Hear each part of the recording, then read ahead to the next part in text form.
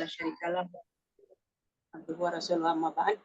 Alhamdulillah malam ini Allah memberikan kekuatan kepada kita untuk bisa istiqomah dan semoga Allah memberikan taufik untuk bisa selalu thalab ilmi dan mudah-mudahan Allah menuntun kita menuju jalan yang lurus. Dan mudah-mudahan jalan yang lurus kita tempuh ini dijadikan oleh Allah sebagai husnul khotimah ketika nanti diwafatkan. Amin. Amin. Amin. Allahumma amin. Dr. Dia silahkan dimulai. Iya. Mbak Susi, tolong share screen. Iya.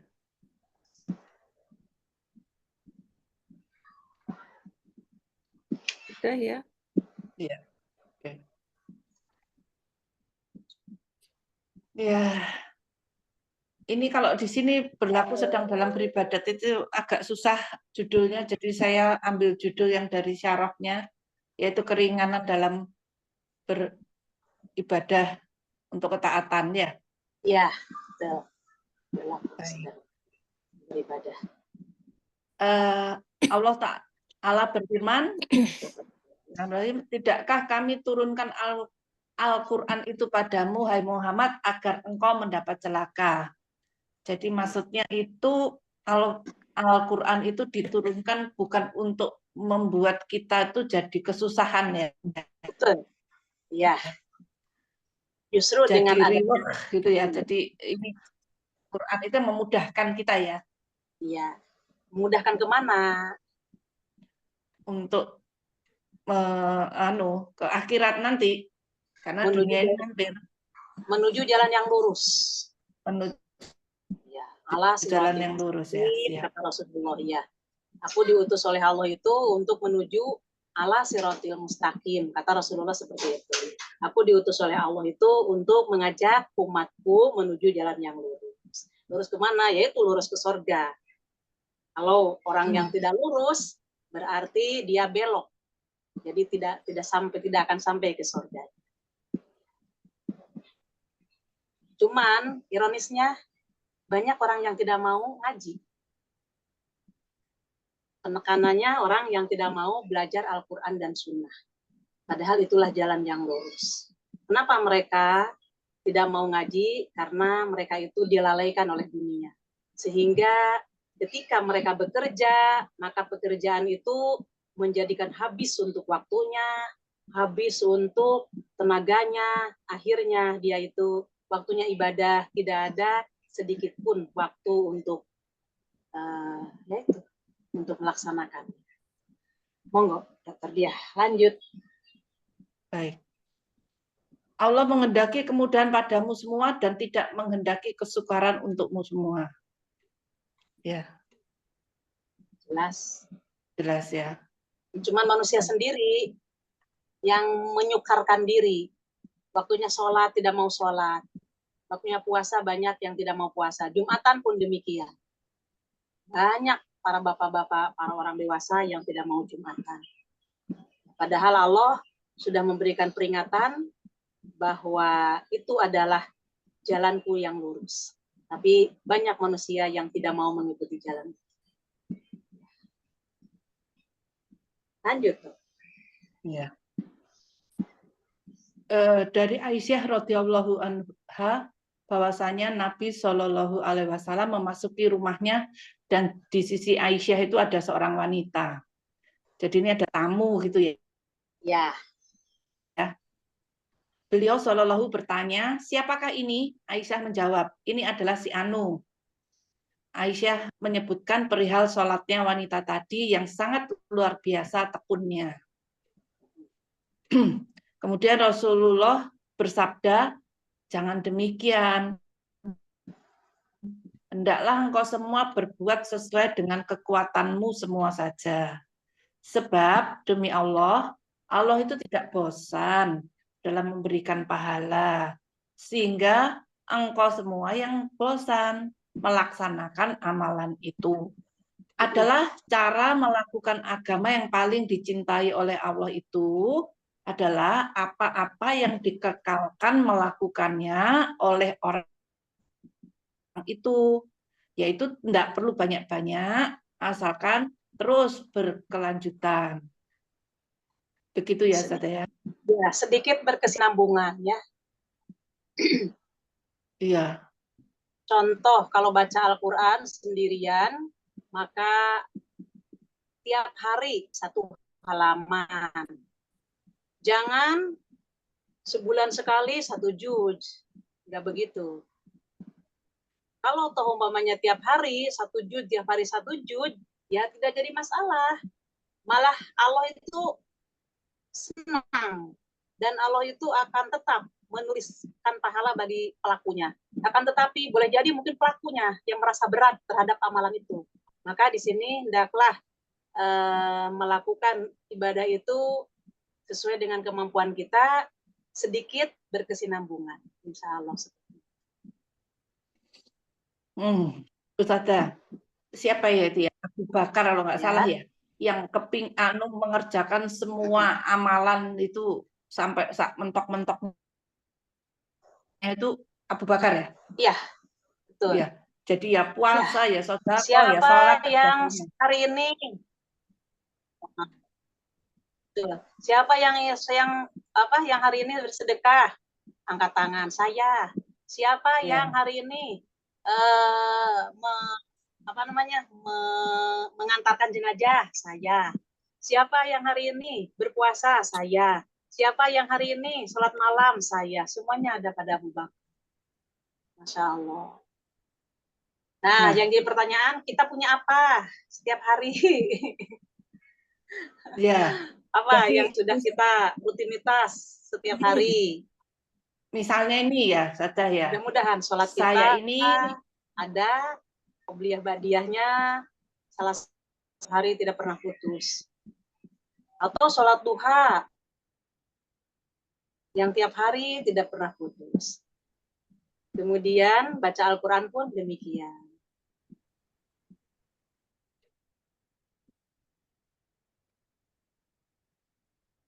Waduh, Ustazah, mungkin kayaknya off cam aja, Ustazah. Halo? Iya. Oh, hilang malah. Hari ini. Iya, Ustazah kayaknya off cam aja, Ustazah, soalnya sinyalnya naik turun. Iya, punya saya ya, Dok? Iya. Iya. Kameranya nggak usah.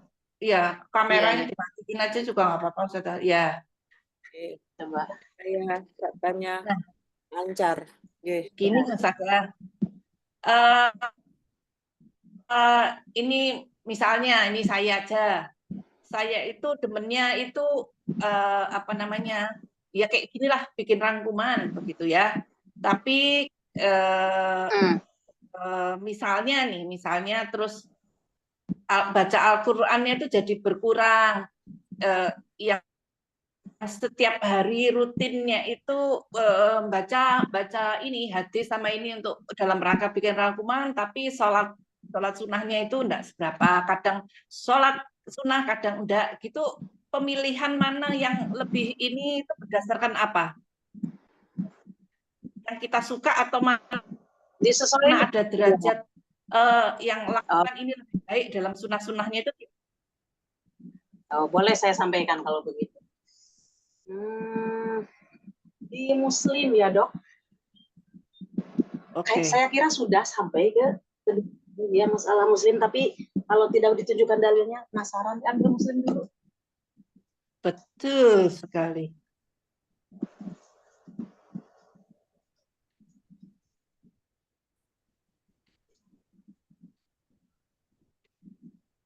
Ya, gimana saya? Di dalam Muslim, bab tentang sholat duha. Silahkan, Dok. Pokoknya tulis duha.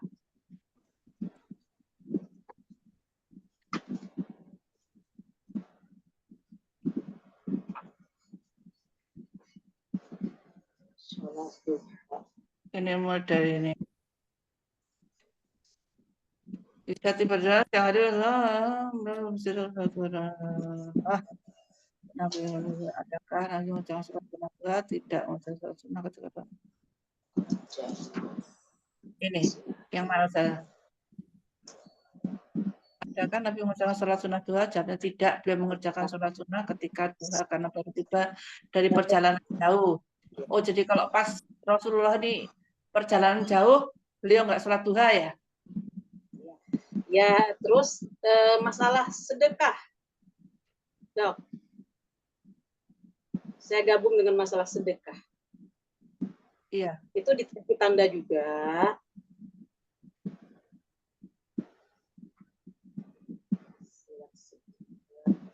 Sedekah. Jadi kalau sholat duha ini beliau kadang kerjain, kadang tidak. Sebetulnya beliau suka dengan sholat duha, tapi takut umatnya itu merasa itu jadi suatu kewajiban. Begitu ya Ustadz ya? Ya, sama dengan Kalau yang tarawih. 682 ya. Ya, itu dikasih tanda dulu. Sedekah, Dok.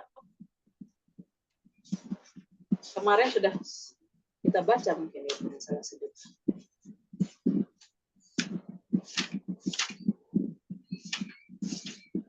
Bahwa manusia itu memiliki 360 itu, Dok.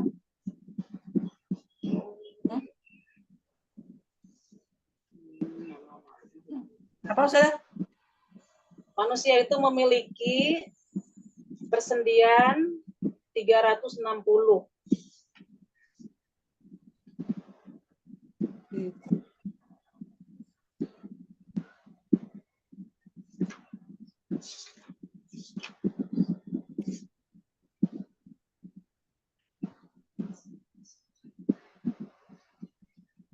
Manusia itu memiliki persendian 360.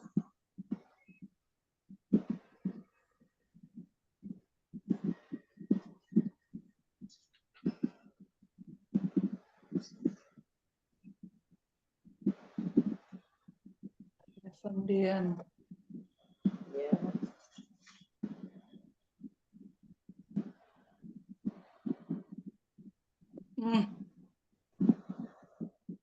Nomor hadis Belum ketemu. 960, Dok. 960. Nomornya Ya, ini. 960. Ya, silahkan, Dok, baca. Oh. Dari Aisyah radhiyallahu anha katanya Rasulullah Shallallahu bersabda, manusia diciptakan Allah mempunyai 360 ruas. Maka siapa yang membaca takbir, tahmid, tahlil, tasbih dan istighfar, menyingkirkan batu, duri atau tulang dari jalanan umum, serta mengajak orang kepada kebajikan dan mencegah kepada yang mungkar sebanyak 360 kali itu, niscaya dia terhindar dari api neraka pada hari itu. Nah, kan kita beribadah itu ingin selamat dari siksa api neraka. Maka siapa yang bisa mengkiparati ruas-ruas yang ada di badan kita dari persendian sebanyak 360, maka pada hari itu Allah menyelamatkan dia dari api neraka. Nah, subhanallah, Allahu Akbar, la ilaha illallah, alhamdulillah, astagfirullah, atau untuk bertindaknya menghindarkan batu atau apa saja yang akan mencelakakan orang lain, itu termasuk amar ma'ruf juga. Dan nahi munkarnya mungkin banyak juga yang kita bisa hindari. Relasinya dengan hadis yang tadi 687. Silahkan, hadis 687. Benar. 960, 60, 687. 87 ya. 687.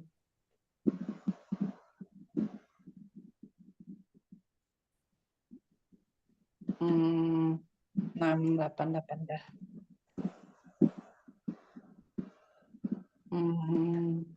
200. 687 ya? Ya.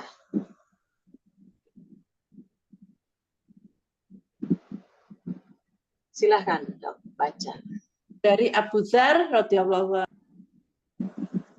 anhu dari Nabi Shallallahu Alaihi Wasallam sabdanya, setiap orang mempunyai sumber sedekah.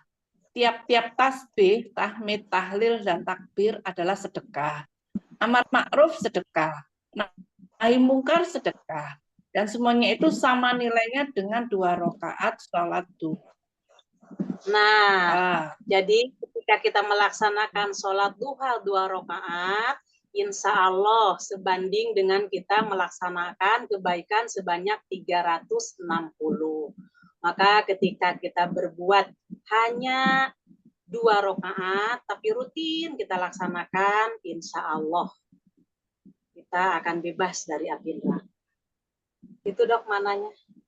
Jadi amalan apa yang kira-kira dominan bagi kita, yang perlu kita prioritaskan di usia kita yang sudah di atas 40 ini, supaya nanti di hadapan Allah kita selamat dari siksa api neraka.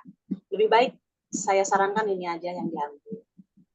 Dengan tidak meninggalkan bisa yang lain-lain juga dong.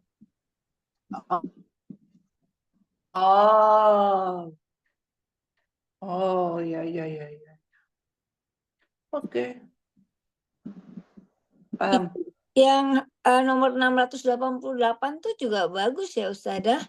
Yang puasa tiap 3 hari, setiap bulan, salat duha dan salat witir tuh gimana Ustazah? Iya. Iya, yang dominan tadi kan yang ditanyakan untuk supaya kita selamat dari siksa api neraka, kita ngambil yang ini aja. Kita yang ngambil di sedekah tadi kan bahwa persendian kita ini wajib untuk disedekahi. Kalau bisa berbuat baik sebanyak 360, berarti pada hari itu dia diselamatkan oleh Allah dari siksa api neraka. Nah, kemudian di sini dijelaskan di 687, maka sedekah yang 360 tadi, Allahu Akbar, Subhanallah, Alhamdulillah, al-ma'ruf nahi munkarnya, dan semuanya itu sama nilainya dengan 2 rakaat duha. Nah, apalagi kalau umpamanya kita sudah rutinitas 2 rakaat duha ini, kemudian kita di 688-nya. Monggo, Dok, baca 688-nya. Iwin aja yang baca. Iwin.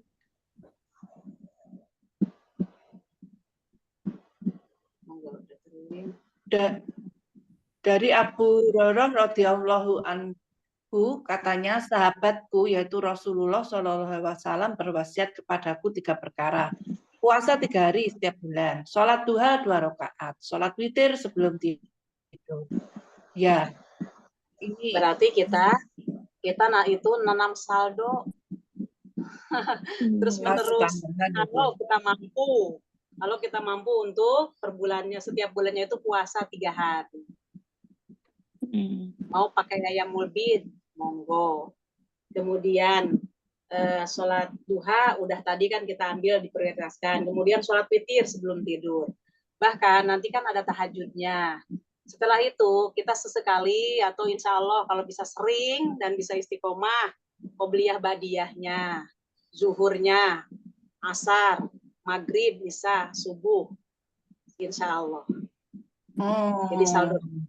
Nah, cuman yang diprioritaskan tadi pertanyaan dokter kan yang diprioritaskan kira-kira yang mana gitu. Insya Allah saya yang duha tadi. Walaupun Rasulullah memang tidak melaksanakan secara rutin duha, akan tetapi Aisyah melaksanakannya secara rutin di dalam sholat duha. Monggo pilih mana. Saya umpamanya nggak ngambil sholat duha, tapi rutin saya ini mau baca Al-Quran aja setiap hari, saya harus 1 juz. Nah, tapi terus gitu, apakah kuat setiap hari 1 juz itu? Umpamanya nggak kuat setiap hari 1 juz, lebih baik kita ngambil pokoknya setiap hari, pokoknya saya harus baca. Ngambil di 1 halaman aja, tapi rutin tiap harinya itu. Terus 1 halaman. Nah, insya Allah sedikit dan berkesinambungan itulah amalan yang disukai oleh Allah. Ya. Jadi kalau misalnya hitung-hitungan kayak pedagang begitu, yang banyak nilainya tapi gampang dijualnya begitu ya. Sholat duha ini duha 2 rakaat. Itu adalah merupakan itu sudah kalau rutin bebas api neraka ya. Ya, betul. Di dalam Al-Qur'annya tijarotan lang tabur namanya. Perniagaan yang tidak akan merugi. Itu di dalam Al-Qur'annya tijarotan lang tabur gitu. Insya Allah mudah-mudahan kita mendapatkan ini. Oh, oke. Tanya Ustazah, itu Ya, sholat monggo. witir sebelum tidur. Terus itu sebaiknya sholat witir dilakukan sebelum tidur itu atau nanti tahajud setelah tahajud malam itu tuh Ustazah? Di dalam hadis dijelaskan la witroni filailatin, tidak ada 2 witir dalam satu malam. Jadi dokter nanti kalau mau ngambil setelah sholat isya, tahajudnya nggak usah ada witir lagi. Kalau witirnya itu diambil setelah sholat isya, tapi nanti bangun tahajud aja. Atau kalau tidak bisa di ba'da sholat isya, nanti witir aja setelah tahajud, monggo terserah. Maunya yang mana? Karena masalahnya gini, waktunya sholat witir itu setelah selesai isya sampai sebelum adzan subuh, itu waktunya untuk sholat witir. Mau di tengah-tengah sholat witirnya, monggo, terserah. Bagaimana, Dok? Yang bagus, yang afdol yang mana Ustazah? Habis isya atau Dalam habis hadis tahajud? tahajud di sepertiga malam, karena sungguhnya sepertiga malam itu masyhudan katanya, dipersaksikan, gitu. Ada dalam hadisnya. Yang utama setelah sholat isya atau sepertiga malam. Sepertiga malam. Hadisnya jelas di Bulughul Maram di bab tentang sholat sholat sunat. Di Bulughul Maram itu ada. Ya. Tapi yang tadi dilaksanakan setelah sholat isya itu mananya kalau kalian ketakutan nanti tidak bangun di pas sepertiga malam, laksanakanlah setelah sholat isya. Tapi kalau kalian punya keyakinan nanti malam akan bangun, ya itu yang lebih afdol. Monggo pilihan kita di mana? Oh, itu khusus untuk sholat witir, boleh dilakukan, enggak harus dengan tidur dulu, tapi kalau tahajud itu tidur dulu, baru bangun gitu ya? Ya, kalau mau tahajud itu, istilah tahajud itu adalah sholat malam setelah tidur. Tapi kalau kita mau sholat malamnya itu ngambil qiyamul lail, berarti nggak perlu tidur dulu. Nanti habis sholat isya, silahkan. Berarti nanti kalau umpamanya mohon maaf, jumlah rokaatnya sampai 11 atau 13 setelah sholat isya, nanti tidak perlu tahajud lagi. Sebagaimana di bulan Ramadan. Kan di bulan Ramadan itu tarawih itu kita ngambil 11 rokaat. Maka nanti ketika bangun sepertiga malam nggak usah ada tahajud lagi. Karena di dalam hadisnya Rasulullah, kata hadisnya Rasulullah bahwa tidak pernah menambah dan mengurangi di bulan Ramadan ataupun di luar Ramadan sebanyak 11 rokaat. Gitu. Gimana? Bagaimana? Maksudnya tahajud aja nggak usah witir gitu tadi ya. Kalau sudah terawih itu tahajud aja nggak usah witir gitu ya Ustazah ya. Kalau jumlahnya 11 nggak usah tahajud lagi. Ya, nggak usah witir lagi. 11 rokaat. Saya harus menjelaskan juga ini. Dokter Dia boleh di Muslim ada, di Bulughul Maram ada. Bab tentang sholat tarawih aja. Langsung tarawih aja, Dok. Tarawih. Ya, ada tarawih.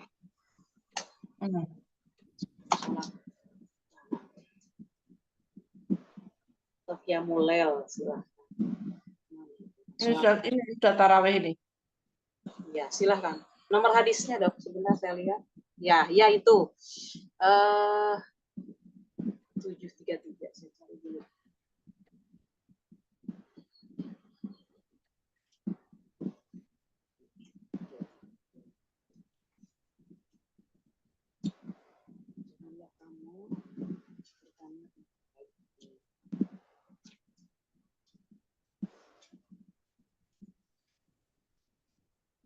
Mana ya Ustazah ini ya? Janganlah kamu bertanya tentang baiknya.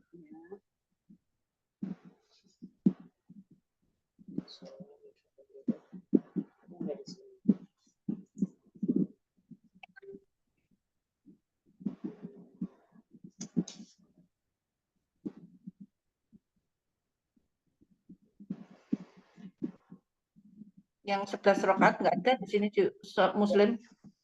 Iya, bulughul maram dong. Bulughul Bulughul maram ya. maram. Salat malam. Ya, saya. Bentar.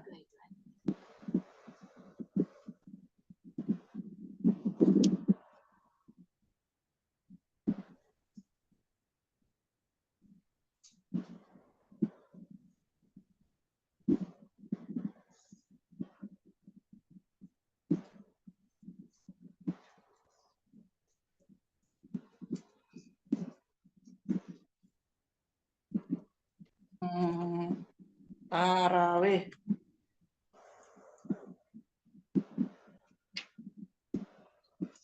Jadi kalau diartikan qiyamul lail itu tahajud itu enggak harus setelah tidur ya. Ya, ya. Jadi boleh setelah sholat isya. Terus kalau rokaatnya itu 11 itu kalau terbiasa bangun malam itu enggak usah lagi sholat tahajud. Tapi kalau seandainya rokaatnya itu belum sampai 11, itu nanti bangun itu masih bisa tahajud begitu ya? Bisa nambahin. Hadis nomor 400 kalau di mushaf, Dok. Paling selisihnya 2 mungkin dengan itu.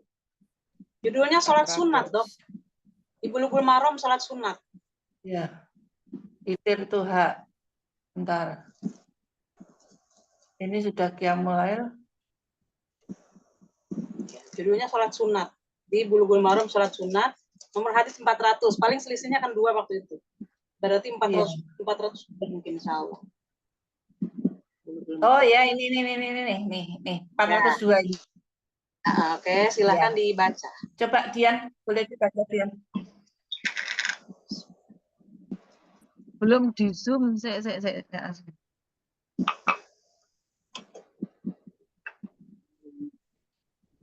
Wes. Loh, hilang. Nah ini, Dek no. Yes. Dari Aisyah radhiyallahu anhu, dia berkata, Rasulullah Shallallahu alaihi wasallam tidak pernah sholat lebih dari 11 rakaat, entah itu di bulan Ramadan ataupun di bulan yang lain. Beliau sholat 4 rakaat. Jangan kamu tanyakan tentang bagusnya serta lamanya. Lalu beliau sholat 4 rakaat lagi. Jangan kamu tanyakan tentang bagusnya serta lamanya. Kemudian beliau sholat 3 rakaat. Aisyah bertanya, wahai Rasulullah, apakah engkau tidur sebelum sholat witir? Beliau menjawab, wahai Aisyah, sesungguhnya kedua mataku tertidur, namun hatiku tidak tidur. Jadi ini 4 rakaat itu enggak dilakukan berurutan gitu, Ustazah? Berurutan. Jadi begini, Rasulullah SAW sholat di Ramadan itu 11 rakaat ataupun di luar Ramadan. Nah, kalau di Ramadan namanya taraweh. Pelaksanaan yang kita biasa laksanakan setelah selesai sholat isya. Sholat isya, badiah 2 rakaat, kalau yang mau. Kalau enggak, berarti lanjut taraweh. Tarawehnya di sini porsinya beda dengan yang dilakukan di masjid, kebiasaan, kebanyakan. Di masjid itu biasanya 2 sampai 8. 2 salam maksud saya. 2 salam, kemudian witir 3 rakaat. Tapi ketika kita melihat ini, porsinya itu adalah 4 salam. 4 salam, berarti 8. 3 witir. Itu, Dok. Jadi sembarang ya, intinya sembarang ya, mau 222, mau 444 boleh, gitu tak? Atau kalau kalau 2 salam itu rujukannya ke qiyamul lail. Oh, jadi umum Ramadan ataupun bulan di luar Ramadan namanya qiyamul lail. bisa saja digunakan. Cuman porsi untuk Ramadan, kalau kita sudah paham hadis ini, kalau kita sholatnya munfarid, maksudnya kita sholatnya sendiri di rumah, ambil aja 4 salam, kemudian 3 salam. Gitu aja kita ngambilnya. Termasuk saya pun begini. Kalau di rumah sendirian, kalau tidak berjamaah. Nah, kalau yang 21 itu Ustazah. Kalau 21 itu hadisnya dipertimbangkan. Maksudnya yang sahih yang kita ngambil yang ini aja. Muttafaq alaih ini. Bukhari dan Muslim. Ada yang mengatakan bahwa yang 21 dan 23 itu hadisnya tidak sahih, katanya gitu. Berarti selama ini saya salah Ustazah. Jadi kalau Ramadan itu terawih, witir, terus bangun tidur tahajud tapi nggak pakai witir. Salah saya ya berarti ya. Berlebihan. Sedangkan Rasulullah sendiri di sini 11 rakaat. Maka ketika kita melaksanakan lebih dari Rasulullah, berarti kita menyalahi sunnahnya Rasul. Terus nanti kalau setengah 3 kita bangun, apa yang kita lakukan? Baca Al-Quran aja sebanyak-banyaknya, berdoa pagi, dan berzikir, dan mohon kepada Allah. Apa saja yang diinginkan oleh kita. Itu aja. Kalau untuk sholatnya, ini kita ngambilnya. Baru tahu Ustazah. Oh iya, nggak apa-apa, alhamdulillah, mudah-mudahan bermanfaat. Nggak apa-apa, itu namanya islahul a'mal, memperbaiki amal. Maka ketika kemarin-kemarin kita tidak tahu, tapi sekarang sudah tahu, maka hendaklah amalan kita itu disesuaikan dengan sunnahnya Rasul. Insya Allah, tidak ada terlambat. Jadi misalnya pas taraweh begitu ya, sudah ngikut imamnya saja, tapi kalau di tengah-tengah itu misalnya terus kita ada keperluan gitu, tidak sampai penuh 11 rakaat begitu, kita lanjutin di rumah, itu bebas ya Ustazah ya. Mau langsung selesai acara atau ketika kita bangun tengah malam kita lanjutkan sendiri gitu nggak apa-apa ya? Iya, nggak apa-apa. Bahkan kita sendiri di rumah pun nggak masalah. Habis sholat isya umpamanya di masjid berjamaah, atau enggak kita di rumah full umpamanya. Saya ini capek habis sholat isya, saya mau ngambil witir aja dulu 3. Nah nanti dokter bangun mau sahurnya itu berarti laksanakan 4-4-3. 4 kali salam, 4 kali salam. Ya, pelaksananya 4 rakaat itu semuanya menggunakan surat setelah waladhdallin, dan tidak ada duduk antara 2 sujud, antara 2 rakaat. Tidak ada tahiyat awal maksud saya. Oh, tidak ada tahiyat awal, terus 4-4-nya itu baca surat semua ya? Iya. Jadi pelaksananya 1 rakaat waladhdallin baca Anas, waladhdallin lagi Al-Falaq, waladhdallin lagi Al-Kausar, waladhdallin lagi Al-Asr. Nah, jadi atahiyatnya di akhir setelah selesai 4 rakaat. Tapi sholat rawatibnya tetap dilakukan ya Ustazah ya? Kalau misalkan mau Monggo terawih kalau gitu. iya. Ya, Oh, monggo sholat kalau rawatib mau. terus terawih gitu ya? Oh, gitu ya, Ya. Ya. Oke, baik. Jelas ya. Ya. Ramadannya akan datang, kita dipertemukan oleh Allah, kita laksanakan 4-4-3 itu. Oke. Ya, kembali ke Riyadhus Shalihin ya. Iya. Lanjut, siapa? Ini. Lanjut Dian aja. Dian lanjut ya. 143 ya. 143. 42, 43. Oke. Saya tak sunyin. 43 sayang. Tadi yang baca 42 aku baca. Saya tak gede no. Apa? Nah ini, udah. Monggo.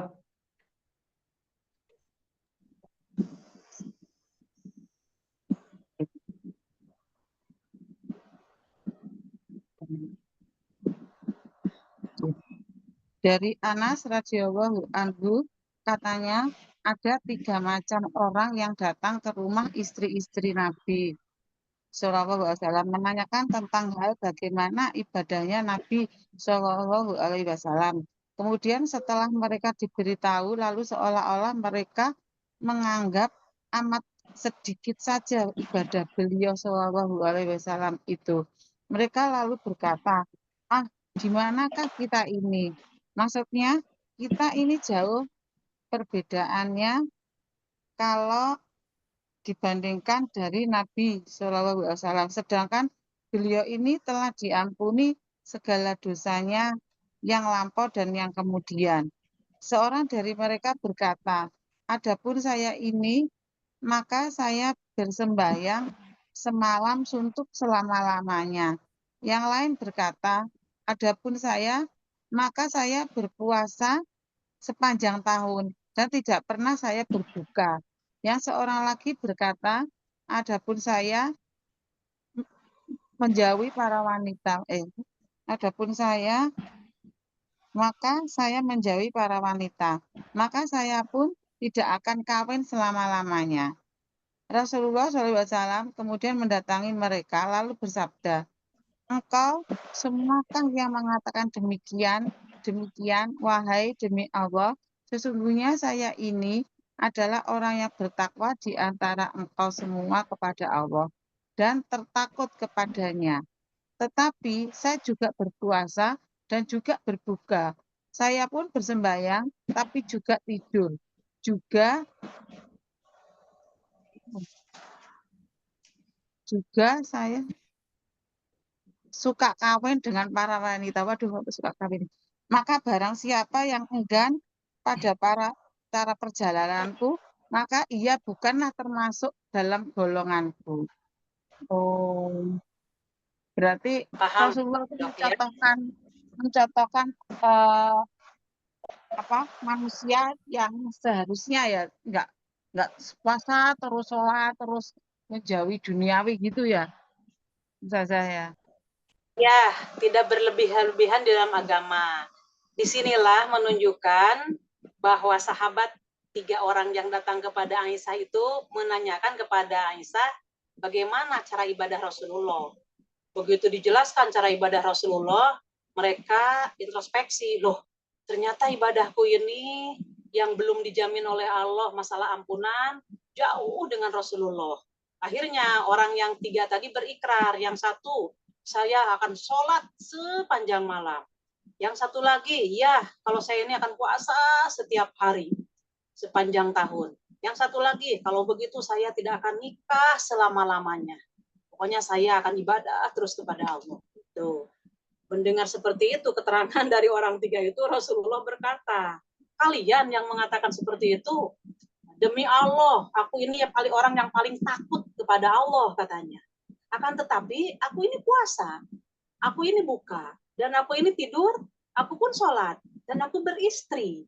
Nah, maka barang siapa yang benci terhadap apa yang aku lakukan, artinya sunnah-sunnahku, maka bukan golonganku, kata Rasulullah.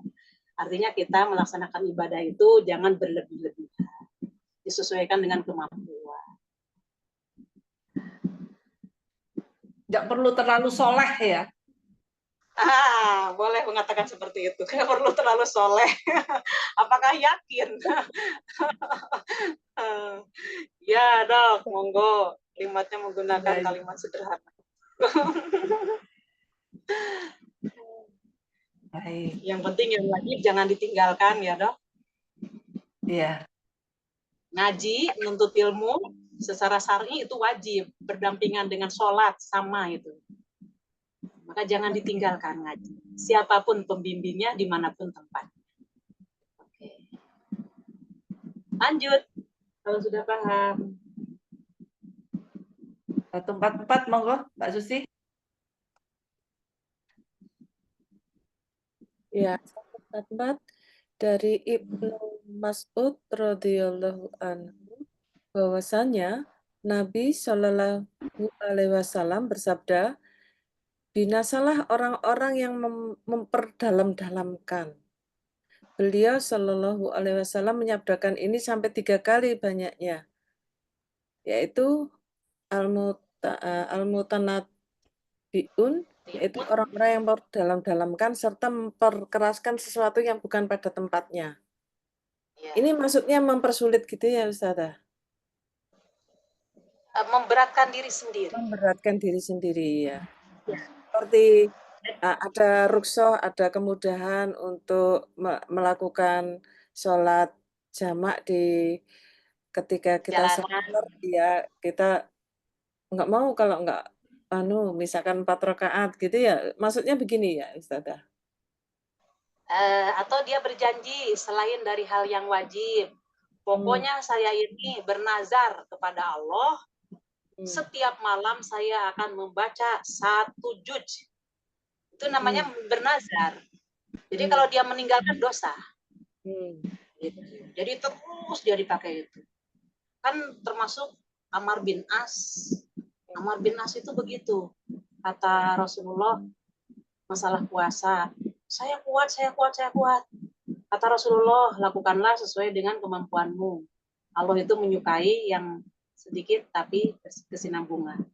Maka karena beliau itu waktu muda, masih kuat dalam beribadah, akhirnya ngambil yang berat.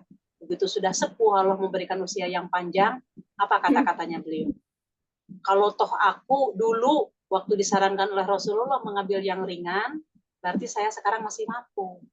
Tapi ternyata saya usia sudah seperti ini, saya tidak mampu lagi. Akhirnya kalau nggak salah beliau itu membayar kifarat dalam nazarnya itu. Akhirnya mengambil yang ringan. Karena buat nazar. Jadi artinya berat-beratkan di dalam masalah agama. Ketika kita beramal, itu pun yang sesuai dengan Al-Quran dan Sunnah. Tidak boleh diberatkan, apalagi yang di luar itu, mengada-ngadakan hal yang tidak ada.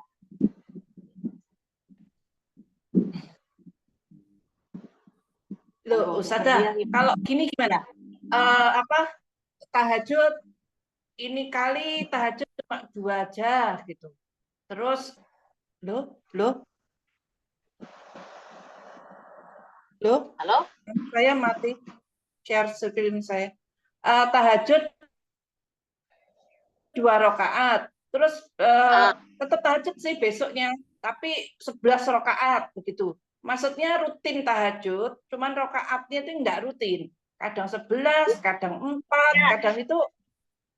Ya boleh, tapi di niatan dokter, saya ini insya Allah setiap malam pun mau tahajud, supaya saya rutin ngambil yang 2 rakaat aja. 2 rakaat tahajudnya, 1 rakaat witirnya. Atau 2 rakaat tahajudnya, 3 rakaat witirnya. Boleh seperti itu. Silahkan seperti itu. Jadi niat awalnya itu yang paling mudah saja dulu, begitu ya? Ya. Adapun berjalan, pada pelaksanaannya tempo lebih gitu, enggak apa-apa. Iya, bagus gitu. Umpamanya 11 rakaat, alhamdulillah malam ini bisa. Besok lagi ketika kita situasinya futur, males gitu. Ya Allah, gitu eman, tapi kalau saya nggak sholat, ambil aja 2 rakaat tahajud. Gitu aja terus, tapi rutin gitu. Silahkan. Ya, gimana dok? Iya, paham sudah. Lanjut. 145. Tunggu. Dokter Arif. Ya. 145. Jelas suaranya? Jelas. Ya, jelas, Dari dari Abu Hurairah radhiyallahu anhu, dari Nabi Shallallahu alaihi wasallam sabdanya, agama itu mudah, tidaklah agama itu diperkeraskan oleh seseorang, melainkan agama itu akan mengalahkannya. Yakni orang yang memperkeras-keraskan itu sendiri yang nantinya akan merasa tidak kuat meneruskannya. Maka dari itu, bersikap luruslah engkau semua. Lakukanlah yang sederhana saja. Jikalau tidak kuasa melakukan yang sesempurna-sempurnanya, bergembiralah untuk memperoleh pahala sekalipun sedikit. Juga mohonlah pertolongan dalam melakukan sesuatu amalan itu, baik di waktu pergi pagi-pagi, sore-sore, ataupun sebagian waktu malam. Riwayat Bukhari. Oh. Paham dong? Dalam riwayat jadi yang sederhana, maksudnya yang ringan dulu ya Ustazah, melakukan amalan itu. Ya, ya. Jangan 11 rakaat, tapi sebulan sekali. Udah ambil 2 rakaat aja. Kalau toh nanti tidak bisa bangun di malam hari, badai saja laksanakan. Saya badai saya ini mau tahajud gitu kan, misalnya mau qiyamul lail gitu. Nah, dokter habis sholat isya, badiah dulu 2 rakaat. Nah, setelah itu saya mau sekarang aja untuk qiyamul lailnya ngambil 2 rakaat lagi qiyamul lail. Kemudian witirnya 3 rakaat udah. Nanti saya kalau mau bangun ya saya akan sholat lagi. Tapi kalau enggak, tapi kan kita sudah punya pahala. Maka kalimatnya di sini sadidu waqoribu. Hendaklah kamu sederhana lah di dalam melaksanakan ibadah. Waqoribu akan tetapi hendaklah berdekat-dekat. Maksudnya berdekat-dekat itu ketika kita melaksanakannya itu sesering mungkin. Jangan sampai meninggalkan. Kemudian berdekat-dekat itu pula mengikuti sunnahnya Rasul yang dianjurkan oleh Rasul.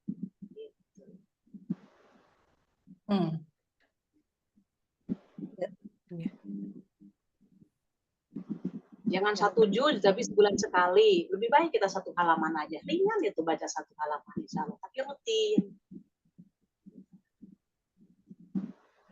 Monggo. Bagaimana? Dokter Ari sudah jelas? Ya, jelas. Alhamdulillah.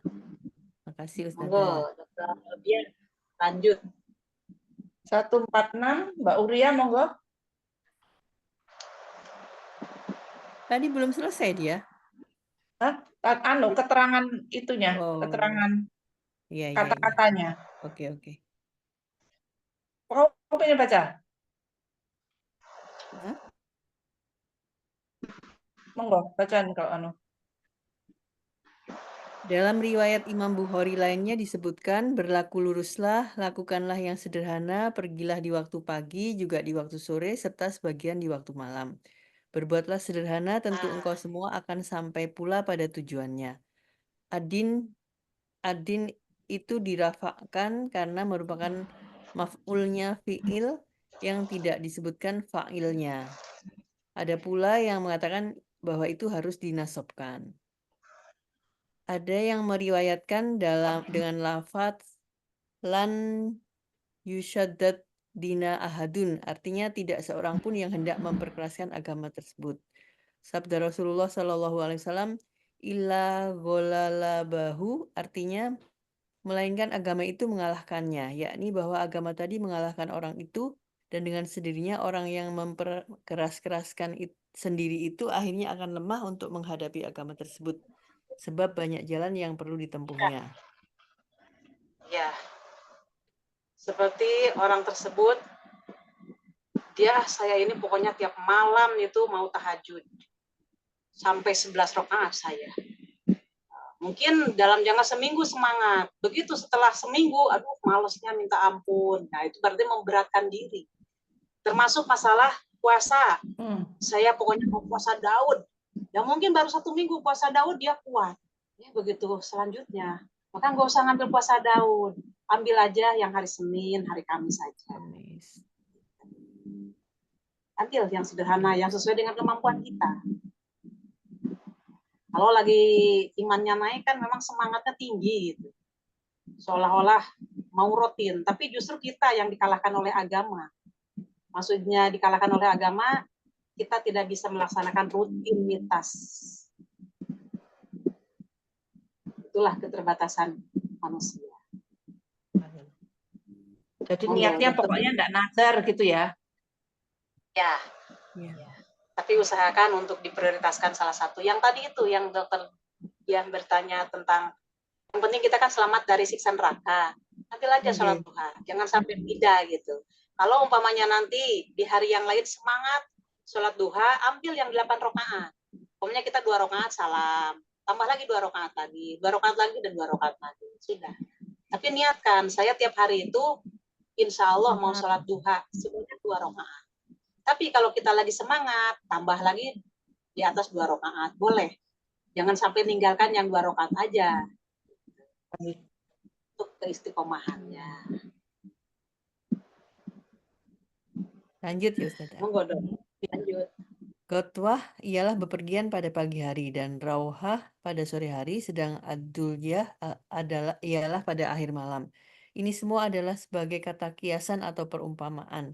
Maksudnya ialah, hendaklah engkau semua memohonkan pertolongan untuk melakukan ketaatan kepada Allah Azza wa Jalla itu dengan melakukan berbagai amalan di waktu engkau semua dalam keadaan bersemangat, serta hati dalam keadaan lapang. Sehingga dengan demikian engkau semua akan merasa lezat melakukan ibadah tadi dan tidak akan merasa bosan. Juga dengan itu, apa yang dimaksudkan sudah pula tercapai. Ini adalah sebagaimana seseorang yang pandai bepergian, ia tentu berangkat dalam keadaan semacam di atas itu dan ia beristirahat. Baik dirinya maupun kendaraannya dalam waktu sudah lelah ataupun hati kurang enak. Dengan demikian dapat pula ia mencapai tujuannya tanpa kelelahan sama sekali. Wallahu a'lam. Jadi Sudah. rutinitas kita di siang hari umpamanya kita ngambil sholat duha. Kemudian nanti malam hari tahajud juga hanya 2 rakaat. Bagaimana sore harinya? Boleh jadi diisi dengan sedekah. Tanya Monggo, Ustazah, banyak. Iya. Tuh, monggo dok. Gimana? kalau sholat rawatib yang duhur itu kan 4 yang muakkadah itu yang 4 rakaat sebelum sholat wajib. Itu 4 rakaat itu dikerjakan 2 rakaat salam atau 4 rakaat langsung 1 salam, langsung salam.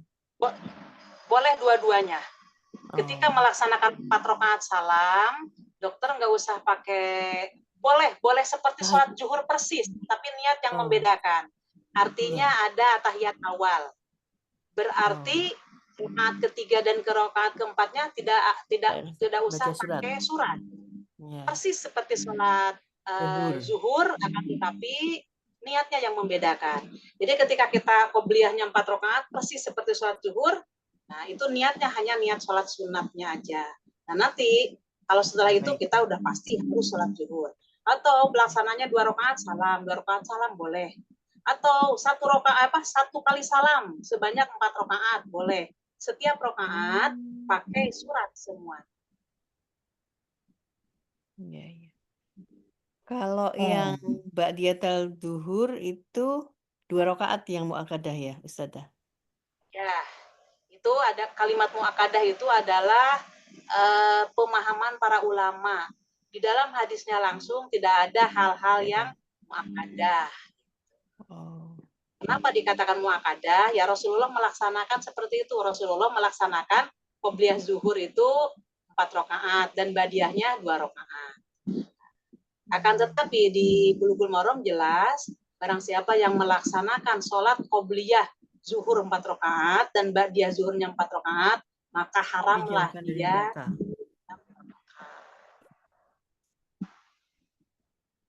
Lo gak dengar suaranya Ustazah?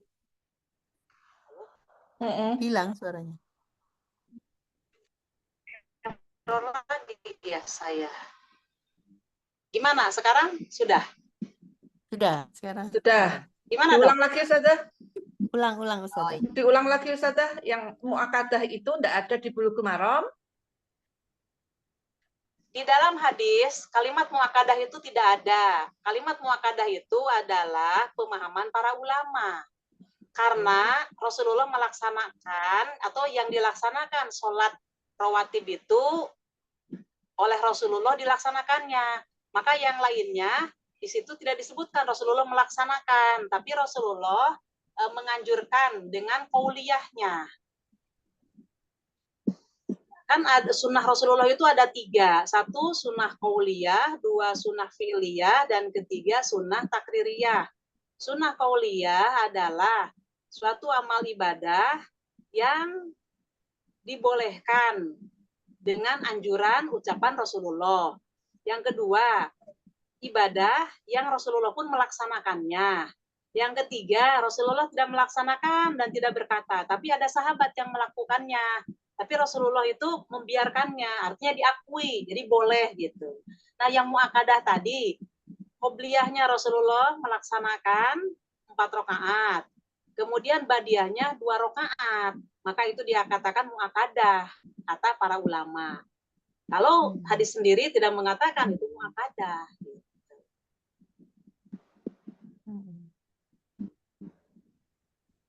Paham bagaimana? Dokter Dia gimana? Nah, terus Ya. orang yang melaksanakan qobliyah zuhur 4 rakaat dan ba'diyah zuhurnya 4 rakaat, kata Rasulullah haram dia masuk neraka. Jadi orang itu diharamkan masuk neraka. Tapi Rasulullah sendiri saya tidak menemukan bahwa ba'diyahnya 4 rakaat. Tapi Rasulullah mengatakan barang siapa yang sholat ba'diyahnya 4 rakaat, qobliyahnya 4 rakaat, maka Allah mengharamkan dia masuk neraka. Itu terikatnya oleh qauliyahnya Rasulullah. Bagaimana Dokter Ari? Ya, tapi sebaiknya itu mengikuti Rasulullah saja ya Ustazah ya. Maksudnya yang sebelumnya 4, kemudian ba'diyahnya 2 gitu. Kan kalau itu kan kita mengikuti sunnah fi'liyahnya. Boleh nggak kita mengikuti sunnah qauliyahnya? Boleh. Boleh. Mau 4 rakaat sesudah atau sebelum boleh. Boleh. Kalau yang qobliyah asar gimana Ustazah? Ya, yang qobliyah asar itu 4 rakaat. 4 rakaat juga ya. Ya. Tapi 4 bukan rakaat rawatib qobliyah. itu ya. Istilahnya bukan Masuk rawatib ya. Rawatib, Dok. Masuk Tapi rawatib. Yang tidak kuliah. muakadah, Dok. Oh iya, Den. Rawat asar tapi tidak muakadah. Namanya goer muakadah. Ghairu mu'akkadah. Terima kasih Ustaz. Menurut pendapat ulama. Tapi begitu kita lihat hadisnya tidak ada kalimat muakadah gitu. Atau goer muakadah, tidak ada. Tapi kalau kita mau melaksanakan qobliyah asarnya 4 rakaat, monggo. Barang siapa yang melaksanakan sholat qobliyah asar 4 rakaat, mudah-mudahan Allah merahmatimu. Itu keutamaannya, dirahmati oleh Allah. Doa dari Rasulullah. Makanya tadi sadidu itu kan sadidu wa qoribu bersederhanalah kalian di dalam melaksanakan ibadah. Pilih aja. Tapi rutin gitu. Ya syukur-syukur semuanya ya bisa. Tapi sulit itu. Jarang-jarang. Kalau untuk baca Al-Quran nanti ada hadisnya, Ustazah? Kalau baca Al-Quran tidak ada batasan. Jadi batasannya, sebenarnya ada juga batasannya. Di dalam Muslim itu dijelaskan, hatamkanlah Al-Quran selama 1 bulan. Hatamkanlah Al-Quran selama 10 hari. Hatamkanlah Al-Quran selama 3 hari. Jadi kalau ada orang yang hatam 1 hari itu berlebihan. Minimal hatamnya itu 3 hari. Berarti 1 hari 10 juz. Tapi saya juga nggak pernah sehari 10 juz. Lalu kalau untuk baca Quran itu gimana? Kalau kemampuan itu masih belum sempurna, artinya dalam hal bacaannya, terus panjang pendeknya, terus motong-motongnya, gitu, itu ya apa Ustazah? Kalau mau belajar itu ya. Tetap kita diwajibkan untuk belajar tentang tahsin. Kapan gitu kita ada waktu, dan memang harus ada waktu, cari pembimbing. Artinya kita tetap harus mencari tahu untuk bisa, untuk paham. Nah, maka ketika sudah mendapat bimbingan, kita praktekkan. Ya nggak boleh tiba-tiba kita belum bisa baca Al-Quran, kemudian kita diniatin untuk baca Al-Quran baca Latinnya itu tidak sah. Baca Al-Quran kecuali dalam rangka belajar gitu. Tidak boleh baca Al-Quran dengan Latin. Ya, tetap harus ada Jadi, prioritas itu dong.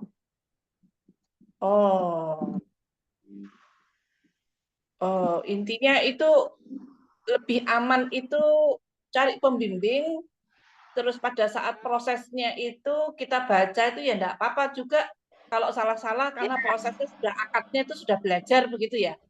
Nah, betul. Ketika kita belajar, maksudnya saya baca karena nanti salahnya itu nanti pas di depan pembimbing kita baca itu, oh iya berarti ini yang salah saya baca, kasih tanda. Atau kita ragu-ragu, nah, nanti ada tempat untuk bertanya. Jadi dibetulkan nanti oleh pembimbing yang paham tentang tajwidnya itu dan tahsinnya. Gak lama kok. Apa belajar tajwid itu gak lama. 1 minggu juga selesai, insya Allah. Belajar tajwid itu. Nanti di prakteknya itu. Nah, kalau sudah paham, insya Allah bisa.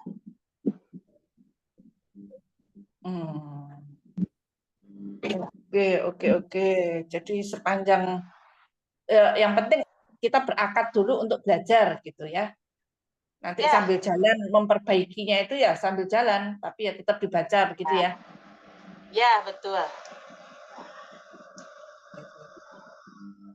Kita alhamdulillah diberi oleh Allah itu kesempatan untuk tadabbur Al-Quran dan Sunnah, belajar untuk baca Al-Quran, belajar untuk bahasa Arab. Insya Allah. Mudah-mudahan ini merupakan taufik dari Allah untuk menuju jalannya Allah. Tidak ada kata terlambat. Monggo, lanjut. Siapa lagi? Ya. 146 Mbak Indri, monggo. Bismillahirrahmanirrahim. Dari Anas radhiyallahu anhu, katanya Nabi Shallallahu Alaihi Wasallam masuk ke dalam masjid. Tiba-tiba tampak di situ ada seutas tali yang memanjang antara 2 tiang. Beliau Shallallahu Alaihi Wasallam bertanya, tali apakah ini? Orang-orang menjawab, ini adalah kepunyaan Zainab. Jikalau ia sudah malas, lelah bersembahyang, ia menggantung di situ. Nabi Shallallahu Alaihi Wasallam lalu bersabda, lepaskan sajalah. Baiklah, seseorang itu melakukan sholat di waktu ia sedang bersemangat. Maka jikalau ia telah merasa malas, baiklah ia tidur saja. Muttafaq alaih. Jadi nggak boleh terlalu berlebihan ya Ustazah. Kalau sudah capek, ya tidur saja, istirahat. Dan bersemangat sekali ya mungkin ya. Zainab itu istri Rasulullah, minta dibikinkan tali. Maka ketika beliau itu malas untuk berdiri, berpegangan ke tali itu, nyender mungkin badannya entah ke depan, entah bagaimana ke belakang gitu, atau memang dia berpegangan. Jadi seolah-olah kata Rasulullah itu kan berlebihan. Maka kalau udah capek, ya nggak usah, udah tidur aja dulu. Nanti udah segar, kembali lagi. Ya, sebagaimana kita sholat tahajud, ambil aja 2 rakaat daripada 11 rakaat yang ngantuk, yang nggak karuan. Kalau 2 rakaat, insya Allah mungkin semangat. Udah gitu tidur lagi.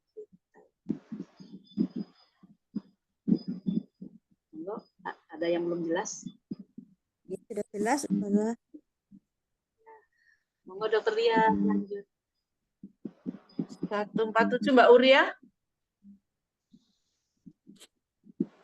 Dari Aisyah radhiyallahu anhu bahwasanya Rasulullah Shallallahu Alaihi Wasallam bersabda, jikalau seseorang dari engkau semua mengantuk dan ia sedang sembahyang, maka baiklah ia tidur dulu, sehingga hilanglah kantuk tidurnya.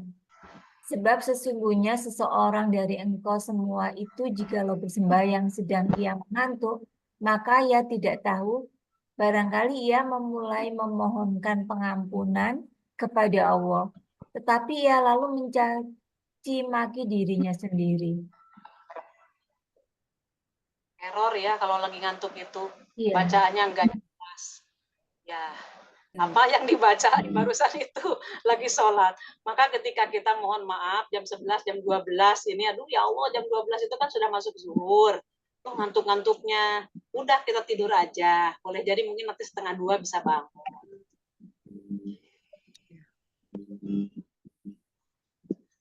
Ya, jelas, lanjut Dok. Oh, Ustazah, kemarin itu kan kalau ketiduran itu kan kita enggak apa-apa jamak sholat wajib begitu ya. Ya, Tetapi terus kalau kita terus lupa ini sudah sholat atau belum gitu, baiknya kan lebih baik ya sudah sholat saja di jamak sesekali gitu ya enggak apa-apa ya Ustazah. nggak apa-apa, Atau boleh. berkeyakinan saja, atau mana lebih baik berkeyakinannya saja sudah, atau lebih baik kita ya didobel aja wes gitu loh. Itu berkeyakinan itu berarti tidak lupa. Kalau dia punya Loh, keyakinan berarti tidak lupa. kalau ragu-ragu enaknya piye ya? Enaknya dianggap lupa atau dianggap ya sudah sholat gitu aja. Dianggap lupa Maksud aja. saya begitu. Dianggap Apa? lupa aja. Dianggap lupa. Oh. Ya, usahakan sholat aja. Pas saya lupa tadi, sholat aja. Wah, ini sudah masuk asar. Umpamanya jam 4. Saya ini tadi sholat zuhur apa belum ya? Ya, karena lupa, sebenarnya nggak perlu dijamak. Jadi pas sholat asar, atau begini, dokter sudah melaksanakan sholat asar. Udah beres. Begitu umpamanya jam 4, loh saya ingat tadi sholat zuhur apa belum saya ini.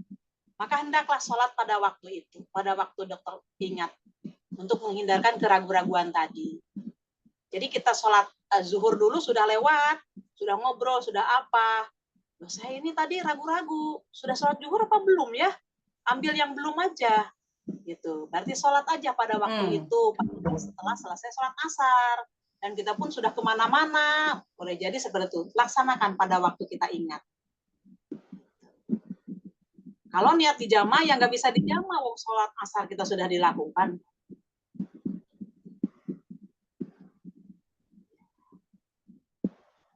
Oke. Kalau sholat rawatib itu boleh pakai jeda enggak? Boleh.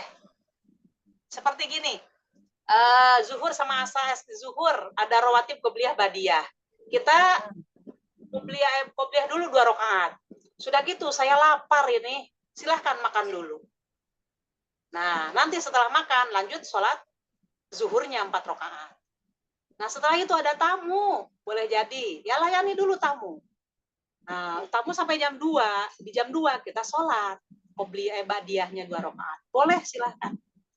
Yang penting zona waktunya ada.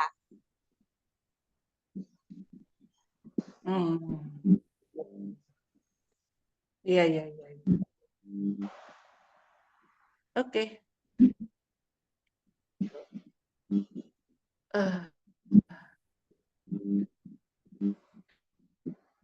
Oke, 148. Mbak Susi, monggo. 148 ya.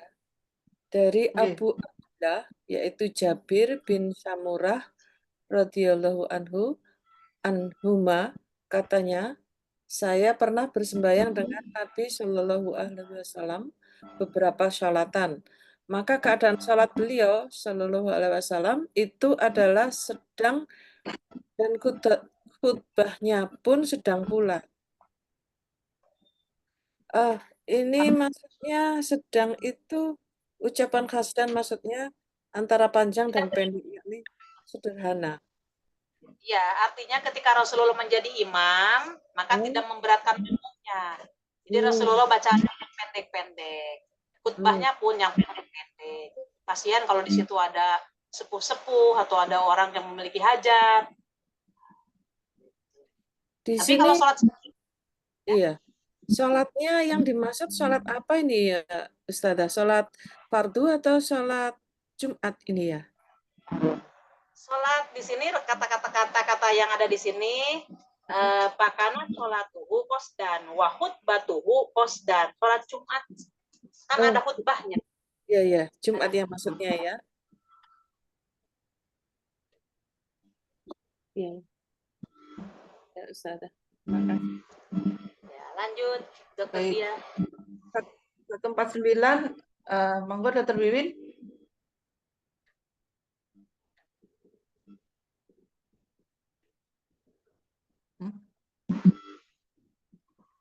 Dokter Wiwin monitor.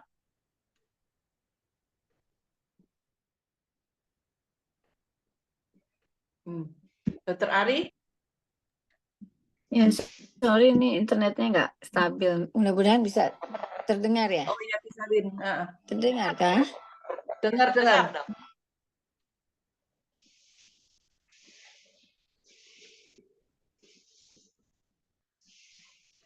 Oh, enggak dengar Win. Di mute itu tadi keliru. Coba diulang lagi. Tapi begitu baca Dokter Wiwin nggak ada.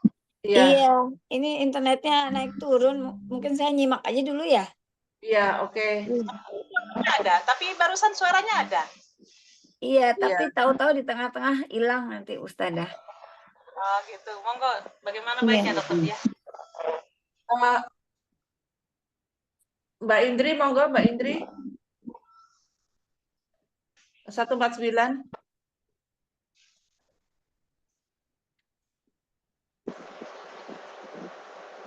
Indri monitor. Ya, monitor. Ya, 149 saya. Ya. Bismillahirrahmanirrahim. Dari Abu Juhaifah yaitu Wahab bin Abdullah radhiyallahu anhu, katanya Nabi Shallallahu alaihi wasallam mempersaudarakan Salman dan Abu Darda. Maksudnya keduanya disuruh berjanji untuk berlaku sebagai saudara. Salman pada suatu ketika berziarah ke Abu Darda. Dia melihat Ummu Darda, istri Abu Darda, mengenakan pakaian yang sebagus, yakni tidak berhias sama sekali. Salman bertanya kepadanya, mengapa saudari berkeadaan sedemikian ini? Wanita itu menjawab, saudaranya yaitu Abu Darda itu sudah tidak ada hajatnya lagi pada keduniaan, sudah meninggalkan keduniaan baik lain-lain. Dalam riwayat Ad-Daraqutni, lafaz fi dunya diganti dengan lafaz Said dunia. Artinya tidak ada hajatnya lagi pada kita dunia ini. Dalam riwayat Ibnu Uzaimah ditambah pula dengan kata-kata yasumun nahar wa yaqumun bil. Artinya dia berpuasa pada siang harinya dan terus bersembah yang pada malam harinya. Abu Darda lalu datang Salman. Setelah selesai, Abu Darda berkata kepada Salman, saya berpuasa. Salman menjawab, saya tidak akan suka makan sehingga engkau pun aku suka. Abu Darda lalu makan. Saat tiba, Abu Darda mulai bangun. Salman berkata, tidurlah. Dia tidur lagi. Tidak lama kemudian bangun lagi dan Salman berkata pula, tidurlah.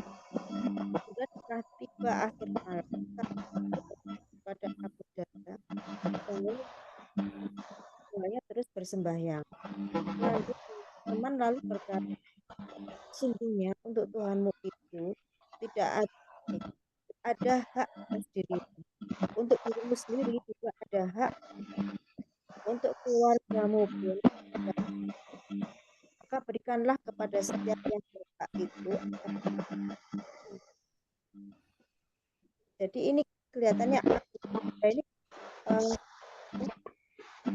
ya nggak merasa pengen terus nggak memikirkan haknya dia ya Ustaz. Ya. Jadi Salman Al-Farisi itu di zaman Rasulullah beliau itu masuk Islam, tapi tidak punya saudara. Jadi di hadapan Rasulullah itu tidak punya siapa-siapa. Maka oleh Rasulullah dijadikan saudara dengan Abu Darda. Saudara secara Islam. Jadi sudah dianggap saudara oleh Salman. Salman pun begitu, sudah dianggap saudara oleh Abu Darda. Suatu saat berkunjung Salman ke rumahnya Abu Darda. Begitu melihat istrinya Abu Darda, loh kok kamu seperti itu pakaianmu? Mungkin ya apa ya, jelek-jelek gitu dan tidak berdandan. Dijawab oleh istrinya, Abu Darda itu sudah tidak memerlukan lagi dunia. Artinya sudah tidak ada berkebutuhan padaku. Maka untuk apa aku berdandan? Gitu kan kalau bahasa kita. Maka akhirnya Salman itu sudah disiapkan makan oleh Abu Darda, oleh Umi Dardanya itu. Begitu sudah disiapkan makan, diajak Abu Dardanya, ayo makan bersama. Oh, aku lagi puasa, kata Salman. Loh, kalau kamu puasa aku nggak akan makan. Maka terpaksalah Abu Darda buka untuk menyambut kedatangan Salman tadi. Akhirnya buka bersama. Begitu giliran malam, kan tidur di situ. Malam itu Abu Darda itu tidak tidur, sholat aja. Maka ditarik oleh Salman. Tidurlah katanya itu. Akhirnya tidur, maka di sepertiga malam dibangunkan oleh Salman. Ayo Abu Darda, sekarang waktunya kita sholat. Akhirnya mereka sholat berdua. Nah, terus Abu Darda berkata kepada Salman tadi. Salman berkata kepada Abu Darda tadi, Inna lirabbika alaika haqqon. Kamu punya kewajiban terhadap Allah. Dan kamu punya kewajiban terhadap dirimu sendiri. Dan kamu pun punya kewajiban terhadap keluargamu. Jadi keluargamu, Allah, dan dirimu itu ada hak untuk kamu penuhi hak-haknya itu. Maka nasihat itu disampaikan oleh Abu Darda kepada Nabi. Nabi menjawab, Sodako Salmanu, betul Salman katanya gitu. Nah, itu jadi artinya ibadah terus-terusan nggak boleh dengan meninggalkan kewajiban-kewajiban yang harus dia penuhi dunia ini. Istrinya kan harus dilayani dalam segala-galanya. Istilahnya ya sederhananya lahir batinnya. Ini dibiarkan. Ya Abu Darda pun, Umi Darda pun kan nggak suka juga. Makanya untuk apa saya berdandan? Wong dia tidak membutuhkan. Gitu. Sampai seperti itu. Dia kerjanya sholat, puasa. Sholat, puasa. Nah, udah. Gitu. Akhirnya mengadu kepada Rasulullah, kata Rasulullah itu betul Salman. Monggo bagaimana, Dok? Bagaimana? Dokter Dia gimana?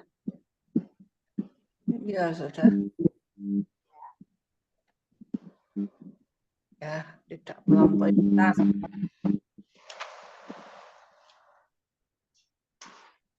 Silakan lanjut. Oh ya ini ya. 50 ya. 150 Dokter Dian monggo.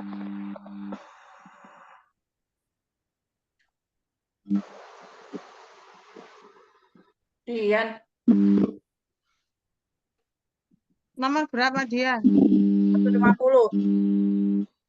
Dari Abu Muhammad, yaitu Abdullah bin As radhiyallahu anhu, katanya Nabi SAW memberitahu bahwasanya saya berkata, demi Allah, niscaya saya akan berpuasa pada pagi hari dan berdiri bersembahyang di malam hari.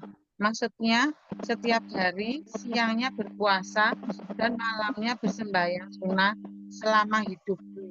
Rasulullah SAW lalu bersabda, apakah engkau yang berkata demikian itu? Saya menjawab kepadanya, sungguh saya berkata demikian itu di Abi Anta wa Umi. Ya Rasulullah, beliau bersabda, sesungguhnya engkau tidak kuat melaksanakan itu. Maka dari itu, berpuasalah, berbukalah, tidurlah, dan juga berdirilah bersembahyang malam. Dalam sebulan itu, berpuasalah 3 hari. Sebab sesungguhnya kebaikan itu dibalas dengan 10 kali lipatnya. Jadi 3 hari sebulan itu sama dengan berpuasa setahun penuh. Saya berkata, saya masih kuat beramal yang lebih utama dari itu. Beliau bersabda, kalau begitu berpuasalah sehari dan berbukalah 2 hari. Saya berkata lagi, saya masih kuat beramal yang lebih utama dari itu. Beliau SAW bersabda, kalau begitu berpuasalah sehari dan berbukalah sehari pula. Yang demikian itu adalah puasanya Nabi Dawud alaihissalam, dan inilah sedang-sedangnya berpuasa. Dalam riwayat lain disebutkan, yang demikian itu adalah seutama-utamanya berpuasa. Saya berkata pula, saya masih kuat beramal yang lebih utama dari itu. Rasulullah SAW lalu bersabda, tidak ada yang lebih utama daripada puasa seperti Nabi Dawud alaihissalam itu. Sebenarnya, andai kata saya menerima saja 3 hari yang disabdakan oleh Rasulullah SAW pertama kali itu adalah lebih kucintai daripada seluruh keluarga dan hartaku. Dalam riwayat lain disebutkan demikian, Nabi Shallallahu Alaihi Wasallam bersabda, bukankah saya telah diberitahu bahwasanya engkau berpuasa pada siang hari dan bersembahyang sunnah setiap malamnya? Saya menjawab, benar ya Rasulullah. Beliau lalu bersabda, jangan mengerjakan seperti itu. Berpuasalah dan berbukalah, tidurlah dan bangunlah, karena sesungguhnya untuk tubuhmu itu ada hak atas dirimu. Kedua matamu pun ada haknya atas dirimu. Istrimu juga ada hak atasmu. Untuk tamumu pun ada hak atasmu. Sebenarnya sudah cukuplah jikalau engkau setiap bulan itu engkau berpuasa sebanyak 3 hari saja. Sebab sesungguhnya setiap kebaikan itu diberi. Gak bisa dia nih. Gak bisa. Ini nih. Ya, terus? Ini saya. Ini keterangan aja yang tadi ya kayaknya sama. Diberi apa? Gak bisa digeser. Ya, diberi pahala. Pahala dengan 10 kali lipatnya. Ya. Ini kayaknya keterangan yang tadi ya Ustaz saya. Ya, di riwayat lain, Dok. Oh, sebentar. Ini turun saya. Makanya Bentar. kita nggak bisa Hilang. berlebihan dalam beribadah tadi ya Ustaz saya. Ya, betul. Keterangan-keterangan Kita nggak masih kuat. lanjut. Iya. Nah, ini sudah tadi saya katakannya ini Abdullah bin Amr bin As ini yang melakukan ini. Dia jadi di sini menunjukkan bahwa imannya sahabat itu seperti itulah adanya. Beliau di dalam melaksanakan ibadah itu berlomba-lomba untuk lebih, untuk meraih, saking yakinnya terhadap hari kebangkitan, saking yakinnya pahala dari Allah lebih baik daripada dunia yang dicari. Nah, maka sampai berjanji demi Allah, kalimatnya beliau mengatakan, wallahi demi Allah saya akan puasa siangnya dan saya akan sholat malamnya. Maka kata Rasulullah, kamu tidak akan mampu gitu. Puasalah dalam sebulan itu 3 hari. Aku masih punya ya Rasulullah kekuatan. Terus dan terus dan terus. Begitu sudah sepuh baru dia merasakan. Kalau dulu aku nurut sama Rasulullah dalam sebulan 3 hari mungkin sampai seperti sekarang. Ya, untuk membatalkan itu beliau insya Allah pasti harus membayar kifarat. Kifarat dari sumpah demi Allahnya itu saya mau beribadah. Jadi ketika beliau itu tidak puasa lagi untuk selama-lamanya atau hanya diambil 3 hari. Karena waktu nazar itu demi Allah, maka harus dikasih kifarat dulu untuk membatalkan sumpahnya tadi, memberi makan 10 orang kepada fakir miskin, atau memberi pakaian 10 potong kepada fakir miskin. Itu satu. Yang kedua, memerdekakan hamba sahaya. karena kita tidak ada nggak mungkin, cuman keterangan begitu. Yang ketiganya puasa 3 hari, maka setelah dia membayar kifarat, insya Allah jadi meninggalkan puasa malamnya, puasa terus-terusan setiap hari, malamnya untuk qiyamul lail bisa ditinggalkan, diambil yang paling mudah. Bagaimana Dokter Diah? Baik, Ustazah. Oke. Pertanyaan?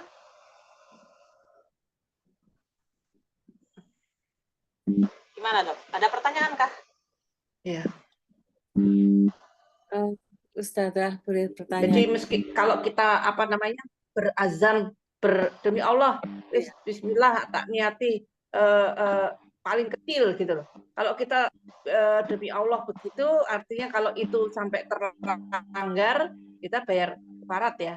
Dosa ya. Dosa, iya. Dosa. Jadi sebaiknya kita nggak usah Dosa. demi Allah gitu ya. Kita Demi lakukan Allah. aja gitu ya. Ya Allah, saya rutin, pokoknya kita melihara aja dalam niat hati itu, saya memelihara untuk sholat duha umpamanya. Saya pelihara untuk rawatibnya, qobliyah badiahnya. Saya pelihara untuk malamnya. Paling tidak saya 2 rakaat untuk tahajud, 1 rakaat untuk witir. Nah gitu aja, nggak usah demi Allah. Nanti kalau demi Allah itu berat. Harus bayar kifarat kalau kita batal. Nah, kalau gimana Dok? orang nggak ngerti kalau bahwa demi Allah itu sumpah, terus kalau nggak bisa melakukan itu harus ada dendanya atau dosa begitu. Aduh, tadi aku sudah kadung ngomong demi Allah, bijim batal gitu aja tuh boleh. Kalau nggak tahu posisinya gitu loh. Kifarat. Berusaha untuk kifarat. Kalau umpamanya dia tidak tahu, ya harus cari tahu. Artinya kawan-kawan yang mendengar itu seperti kita udah tahu, loh kamu ngomong demi Allah, ya tapi saya nggak kuat, saya nggak melanjutkannya gitu. Ya kamu bayar kifarat dulu. Nah kita kasih tahu bahwa dia harus bayar kifarat. Tapi kalau ketika dia tidak tahu, itu ya diserahkan kepada Allah aja. Baik, Ustazah. Terima kasih. Sampai sini ya Dok, kasih tanda. Nggih, siap. Nggih. Mudah-mudahan apa yang kita bahas malam ini dijadikan oleh Allah sebagai ilmu yang bermanfaat untuk dunia dan akhirat kita, dan mudah-mudahan kita dikasih kekuatan untuk bisa istiqomah dalam melaksanakan amal soleh. Mudah-mudahan kita semua pun diizinkan Allah di dalam surga firdausnya Allah. Amin ya rabbal alamin. Rabbana la tuzigh qulubana ba'da idh hadaitana wa hab lana min ladunka rahmah innaka antal wahhab. Subhanakallahumma wa bihamdika asyhadu an la ilaha illa anta astaghfiruka wa atubu ilaik. Rabbana atina fid dunya hasanah wa fil akhirati hasanah wa qina adzabannar. Assalamualaikum warahmatullahi wabarakatuh. Mohon pamit saya. Ya, terima kasih Ustazah. Terima kasih, Ustazah.